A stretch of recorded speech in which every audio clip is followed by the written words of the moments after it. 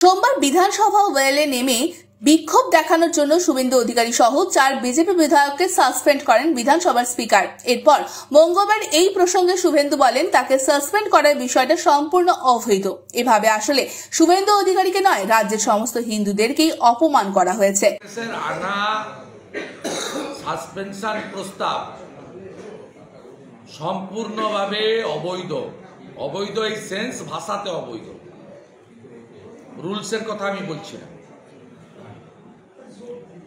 আমি উল্টে বলছি, ওরা ওদের প্রস্তাব এনে হিন্দু আস্থাতে আঘাত করেছে, তাই ওরা তাদের সাসপেনশন প্রস্তাব প্রত্যাহার করবে। ওরা আমাদের 4 জনকে শুধু বাইরে রাখেনি, সমগ্র সনাতন হিন্দুদের আস্থার উপরে আঘাত করেছে।